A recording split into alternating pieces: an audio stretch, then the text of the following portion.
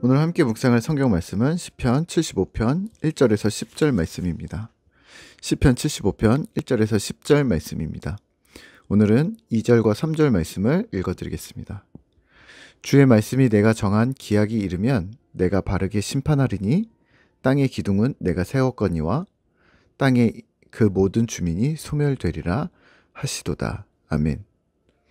오늘 함께 생각할 주제는 하나님의 시간표입니다. 시편 74편과 75편은 이어지는 느낌을 받습니다. 왜냐하면 74편에서 아삽은 하나님께 이렇게 묻습니다. 하나님, 얼마나 더 오래 참아야 하나님이 우리를 변호해 주실 것입니까?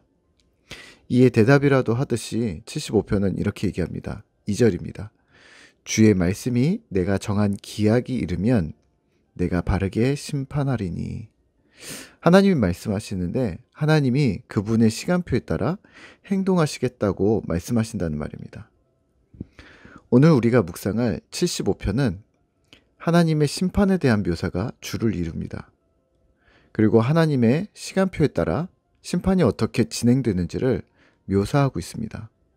3절입니다.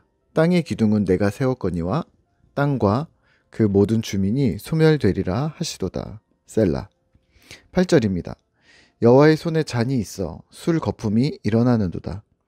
속에 섞은 것이 가득한 그 잔을 하나님이 쏟아내시나니 실로 그 찌꺼기까지도 땅의 모든 악인이 기울여 마시리로다. 세상의 주권자이신 하나님께서 자신의 기약, 시간표대로 때가 이르면 심판을 진행하겠다. 여호와의 손에 있는 잔, 그 안에 있는 진노를 쏟아낼 것이고 모든 악인이 마시게 될 진노의 잔을 표현하고 있습니다. 이들이 심판을 맞이하는 이유는 무엇일까요? 하나님 없음, 교만입니다. 4절입니다. 오만이 행하지 말라. 뿔, 힘과 권세인데요. 뿔을 자랑하지 말라. 5절입니다. 힘 자랑하지 말고 교만하지 말라. 이 모든 상황과 일의 주인이 하나님이시기 때문입니다. 사람을 높이는 일, 권세를 주는 일, 세상을 다스리는 일, 이 모든 것이 여호와 하나님께 속한 권한이기 때문입니다. 하지만 이 하나님이 주권을 잇는다면 심판의 대상이 되는 것이죠. 마치 아버지가 있는데 아버지가 없다고 말하는 것과 같습니다. 그게 대수냐고 생각할지 모르겠지만 아버지에게는 매우 괘씸한 일이 되는 것이죠. 하물며 아버지 하나님에 대한 태도일까요? 7절입니다. 오직 재판장이신 하나님이 이를 낮추시고 저를 높이시느니라. 하나님은 온 세상의 주인이십니다. 그리고 자신의 시간표에 맞춰 일을 진행하십니다. 오늘 본문처럼 심판을 선포하거나 또 회복과 위로를 선포하거나 그 내용은 하나님 주권의 영역에 속한 부분입니다.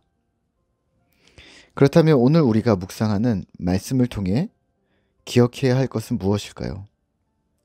내가 정한 기약, 하나님의 시간표입니다.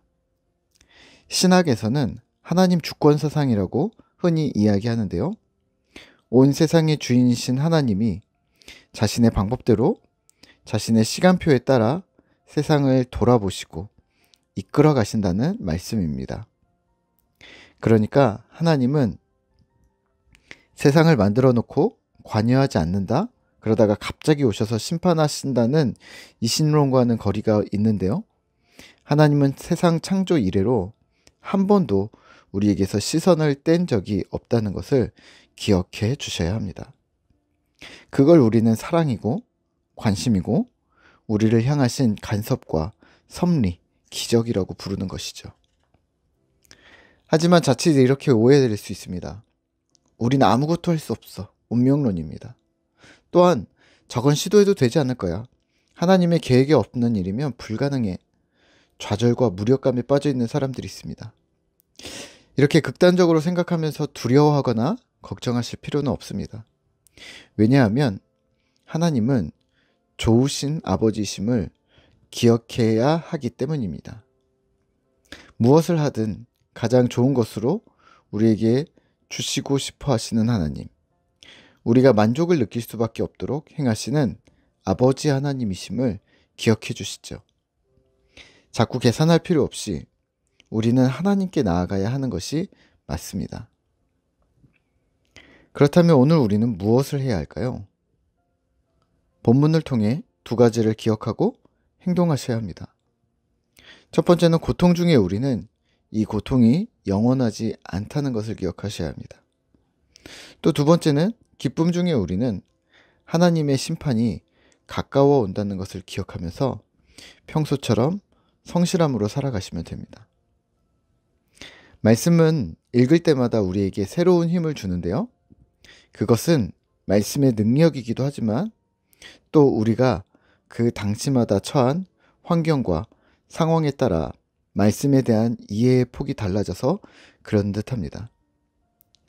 우리의 환경이 좋을 때는 이렇게 해석되었다가 또 좋지 않을 때는 이렇게 다가왔다가 하면서 하나님의 말씀은 여전히 그 자리를 지키시는 것이죠. 저는 오늘 시편 기자의 고백에 묻어가려고 합니다. 9절과 10절입니다. 나는 야곱의 하나님을 영원히 선포하며 찬양하며 또 악인들의 뿔을 다 베고 의인의 뿔은 높이 들리로다. 아멘.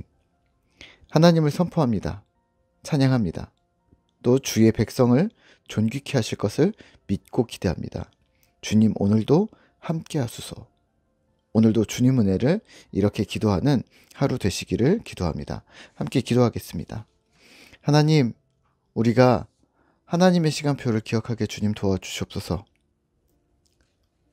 하나님께서는 우리에게 가장 좋은 것으로 채워주실 분, 또 우리가 잘 되기를 바라시는 분, 또 우리가 하나님의 뜻대로 이 세상을 살아가기를 원하시는 좋으신 아버지 하나님임을 우리가 다시 한번 기억합니다. 그래서 우리는 하나님의 신실하심을 선포하고 찬양하고 기뻐합니다. 하나님 오늘 하루도 주의 은혜를 기대하게 하시고 하나님의 때에 하나님의 정해진 기약에 하나님의 시간표대로 주의 일들을 이루어 주시기를 기다리며 함께 동참하고 있습니다. 하나님 오늘도 일하여 주시고 우리가 그 하나님의 행하심에 함께 참여하는 귀한 영광을 귀한 기쁨을 누릴 수 있도록 주님 도와주시옵소서. 오늘도 주께서 우리 가운데 함께 하심을 믿습니다. 예수님의 이름으로 기도합니다. 아멘.